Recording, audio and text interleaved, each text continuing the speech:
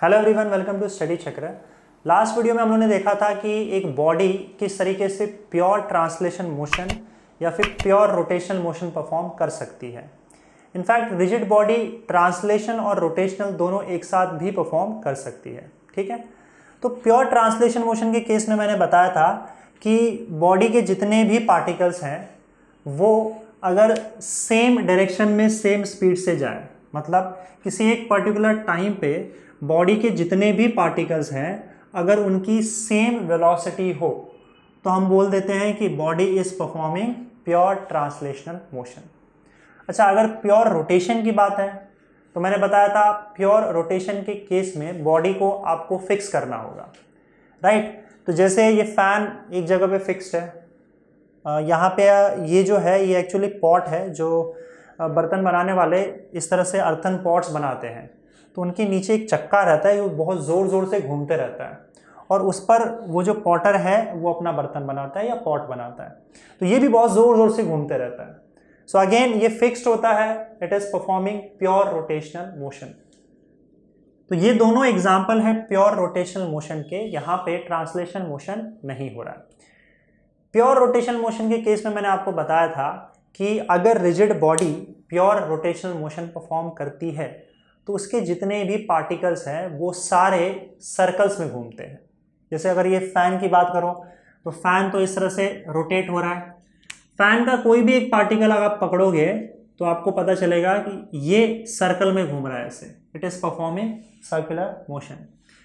Body का कोई भी पार्टिकल सर्कुलर मोशन परफॉर्म करता है, लेकिन बॉडी एज अ होल हम बोलते हैं कि वो रोटेशनल मोशन परफॉर्म कर रहा है। उसी तरह से इस केस में भी है। इनफैक्ट में कोई भी इरेगुलर शेप का बॉडी लो, अगर वो रोटेशनल मोशन परफॉर्म कर रहा है, प्योर रोटेशन, तो उसके जितने भी पार्टिकल्स हैं they will move in a circle, है ना, वो सारे के सारे एक सर्कल में घूमेंगे। They all are performing circular motion. और इन सारे सर्कल का अगर मैं सेंटर मिला दूं तो वो सारे सर्कल का सेंटर एक ही लाइन में आ जाते हैं और इस लाइन को हम लोग बोलते हैं एक्सिस ऑफ रोटेशन। ठीक है, ये भी बात बताई थी। तो यहां पे आप देखो ये एक्सिस ऑफ रोटेशन इस तरीके से पास हो रहा है, तो ये एक्सिस ऑफ रोटेशन फैन का होगा और इसके अलॉन्ग ये रोटेशन मोशन को फॉर्म कर रहा है। पॉट का भी एक्सिस ऑफ रोटेशन ये है और इसके अलॉन्ग ये रोटेशन मोशन परफॉर्म कर रहा है। ठीक है, मैंने एक और बात बताई थी कि एक्सिस पे जितने भी पार्टिकल्स होंगे बॉडी के वो रेस्ट पे रहेंगे, वो कोई मोशन परफॉर्म नहीं करेगा, it will remain at rest. वैसे ही फैन में, पॉट में जितने भी पार्टिकल्स हैं जो कि एक्सिस पे आ रहा है वो सारे के सारे रेस्ट पे रहेंगे, उसके अराउंड बाकी सारे पार्टिकल्स घूमते रहेंगे सर्कल में। तो इसका मतलब हमने क्या किया, इस लाइन पे जितने भी पार्टिकल्स थे बॉडी के, जिसको हम एक्सिस बोल रहे हैं, उनको हमने रोक दिया या फिर फिक्स कर दिया, या फिर तुम ऐसे बोल सकते हो कि इन बॉडीज को हमने एक लाइन के अलॉन्ग फिक्स कर दिया है। एक लाइन ऐसी होगी जहां पे बॉडी के जितने पार्टिकल्स है वो रुके हुए होंगे और बाकी सारे सर्कल में घूम रहे होंगे। So we have fixed all these bodies in a line. समझ में आ रहा है? तो अगर आप एक बॉडी को किसी लाइन के अलॉन्ग फिक्स कर दोगे so it will perform purely rotational motion. अगर बॉडी फिक्स्ड है तो वो ट्रांसलेशन मोशन नहीं कर सकता, वो सिर्फ और सिर्फ प्योर रोटेशन मोशन ही परफॉर्म करेगा, राइट। इनफैक्ट एक और तरीका है बॉडी को फिक्स करने का। बॉडी को फिक्स यहाँ पे आपने एक लाइन के अलॉन्ग किया, कई बार क्या होता है एक जनरल सेंस में आप किसी बॉडी को एक पॉइंट के अलॉन्ग भी फिक्स कर सकते हो। जैसे अगर आपने एक टॉप को देखा होगा, टॉप पता है आप लोगों को ना, जिसको हिंदी में भौरा बोलते हैं, तो भौरा इस तरह से नाचता है और एक्चुअली में ऐसे ऐसे ऐसे गोल गोल घूमते रहता है। तो एक्चुअली अगर आप ध्यान से देखोगे तो ये इसके जितने भी पार्टिकल्स हैं they all are performing circular motion और उन सबके सेंटर्स जो है वो इस लाइन में आ जाएंगे। तो ये जो भौरा है वो जिस एक्सिस के अलॉन्ग इस तरह से रोटेट कर रहा है वो ये एक्सिस ऑफ रोटेशन है। So this is nothing but axis of sorry this is your axis of rotation. किसके लिए? इस भौरे के लिए। और मैं बोल रहा हूँ कि देखो इसका मोशन और कॉम्प्लिकेटेड है। क्यों?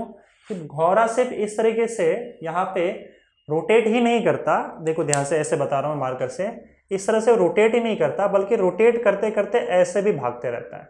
मतलब इस पार्ट में ऐसे क्या करता है, अगर इसका एक्सिस आप ध्यान से देखोगे तो इसका एक्सिस फिक्स नहीं रहता। बाकी इन दोनों मोशन में मैंने आपको बताया था कि एक्सिस जो होता है वो फिक्स हो जाता है, ठीक है, उसके पार्टिकल्स भागते नहीं है, उसके पार्टिकल्स मूव नहीं होते हैं जो एक्सिस पे पड़ते हैं, और बाकी सारे घूमने लग जाते हैं। लेकिन जो टॉप है इसका अगर आप रोटेशन देखोगे तो ये इस केस में ऐसा नहीं होता। इस केस में देखो घूम तो रहा है इस तरह से, और जो एक्सिस है उस एक्सिस के जितने भी पार्टिकल्स हैं वो एक्चुअली रेस्ट पे नहीं है, क्योंकि भौरा जो है इस तरह से रोटेट करते करते ऐसे भी घूमता है, डबल रोटेशन है। मतलब एक तो रोटेशन अपने एक्सिस के अलॉन्ग भी हो रहा है और साथ साथ वो ऐसे भी घूम रहा है, ठीक है, ऐसे भी घूम रहा है, और घूम के इसका जो एक्सिस है वो एक्चुअली एक कोन बना रहा है। यहां पे अगर कोई चीज फिक्स्ड है तो आप ध्यान से देखोगे ये पॉइंट फिक्स्ड है, बस यही एक पॉइंट है जहां का पार्टिकल फिक्स होता है, बाकी हर एक पार्टिकल मोशन में है। समझ में आ रहा है? तो ऐसे मोशन में, ऐसे रोटेशन में जो कि एक जनरल रोटेशन होता है, इसमें एक लाइन पे पार्टिकल्स फिक्स नहीं होते बल्कि सिर्फ एक पॉइंट पे पार्टिकल फिक्स होता है। तो हम बोलते हैं कि हमने इस ऑब्जेक्ट को या इस बॉडी को we have fixed it about a point. यहाँ पे बॉडी को हमने फिक्स किया था अबाउट अ लाइन, तो वो लाइन एक्सिस ऑफ रोटेशन हो गया।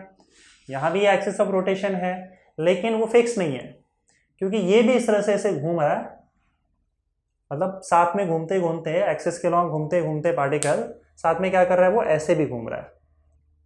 समझ में आ रहा है?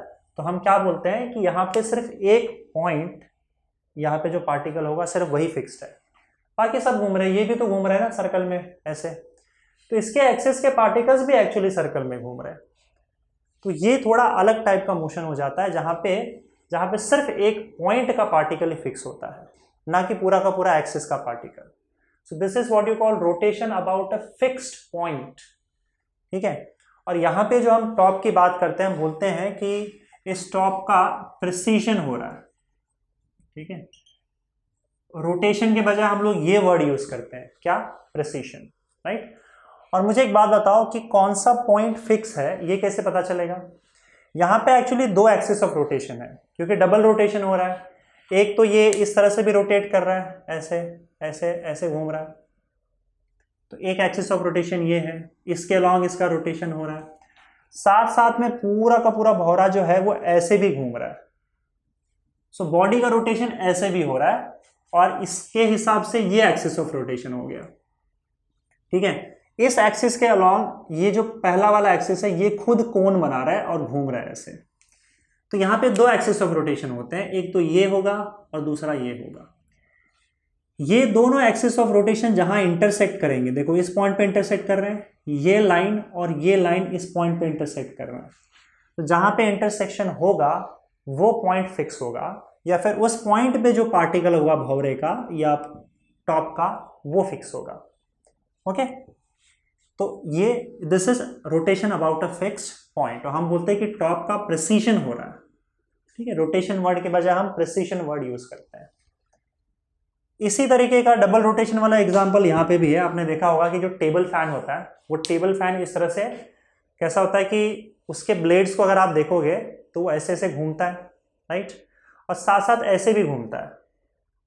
तो दो एक्सिस ऑफ रोटेशन है, एक तो वो खुद भी घूम रहा है ऐसे ऐसे, तो जो घूम रहा है ऐसे, तो इसका एक्सिस ऑफ रोटेशन ये हो जाएगा, इस एक्सिस के अलॉन्ग सारे पार्टिकल सर्कल में घूम रहे हैं ऐसे। लेकिन साथ साथ क्या होता है ना कि ये इसके साथ ऐसे घूमता रहता है, इस तरह से भी घूमता है।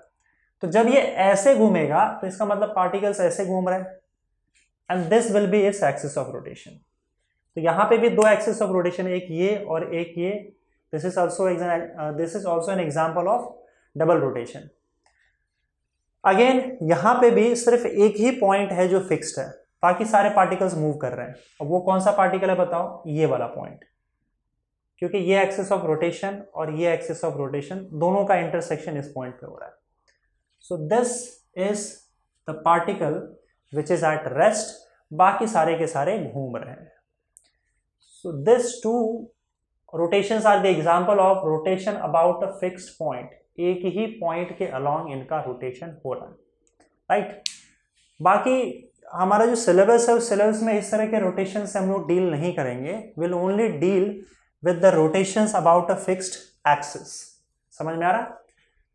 तो इन जनरल केस अगर सपोज करो कोई बॉडी है आपके पास, रिजिड बॉडी, उसको अगर आपने एक लाइन के अलोंग फिक्स कर दिया या फिर इनफैक्ट किसी एक पॉइंट के अलोंग भी फिक्स कर दिया, तो वो प्योर रोटेशन मोशन ही परफॉर्म करेगी, ट्रांसलेशन मोशन परफॉर्म नहीं करेगी। ट्रांसलेशन मोशन परफॉर्म करने के लिए बॉडी का फ्री होना जरूरी है, उसको फिक्स नहीं करना है, ठीक है। तो अगर बॉडी फ्री है तो ऐसा नहीं है कि वो रोटेशन परफॉर्म नहीं कर सकती है।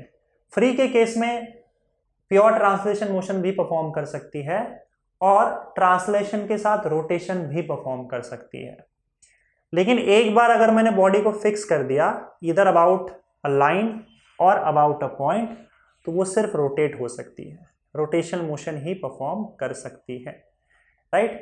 तो अबाउट अ पॉइंट रोटेशन वाला एग्जांपल जो है ये हमारे सिलेबस में नहीं है, तो हम हमेशा क्या करेंगे, बॉडी को अबाउट अ लाइन फिक्स करेंगे अगर वो प्योर रोटेशन मोशन परफॉर्म करता है तो।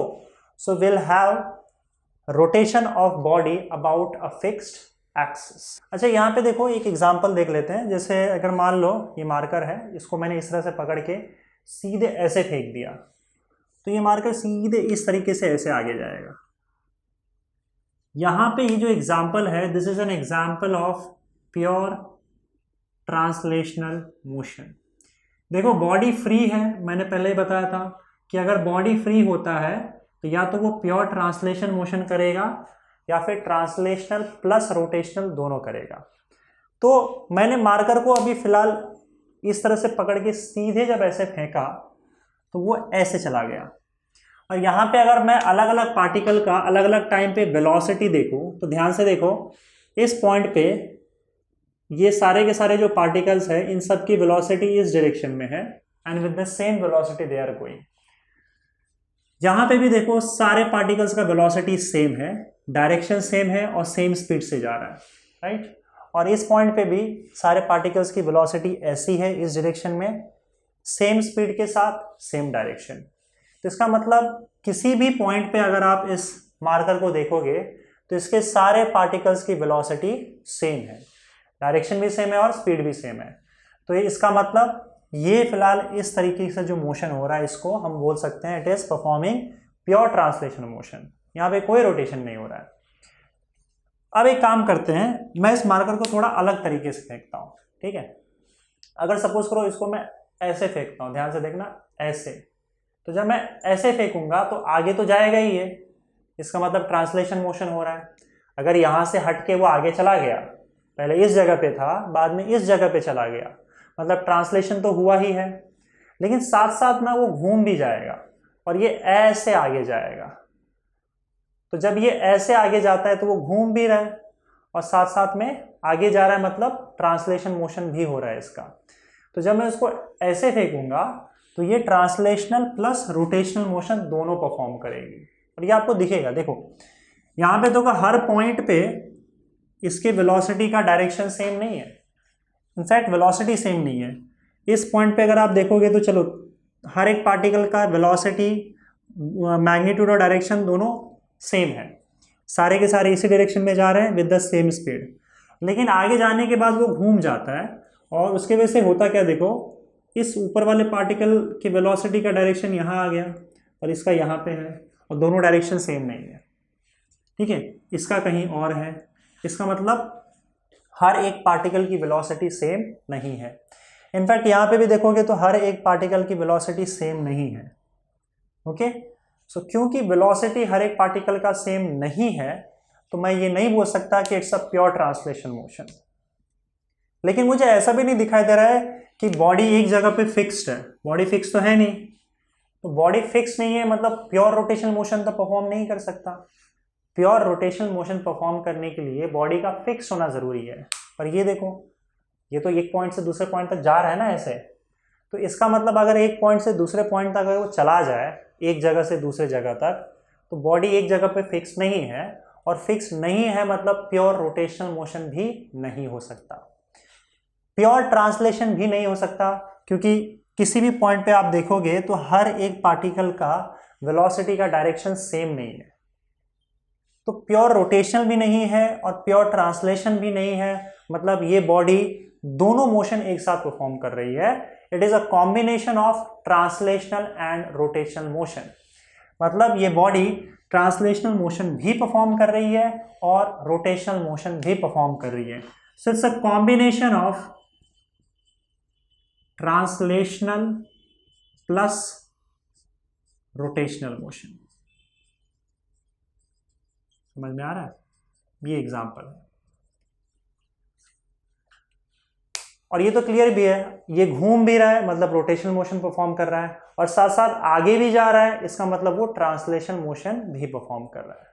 ये कॉम्बिनेशन है, और ये क्या है? It's a pure translational motion. Okay, तो होपफुली आपको ट्रांसलेशनल मोशन और रोटेशनल मोशन का जो आइडिया है ये यहाँ पे क्लियर हो गया होगा। ठीक है, नेक्स्ट वीडियो में हम लोग बात करेंगे इसके काइनेमेटिक्स के बारे में। Thank you.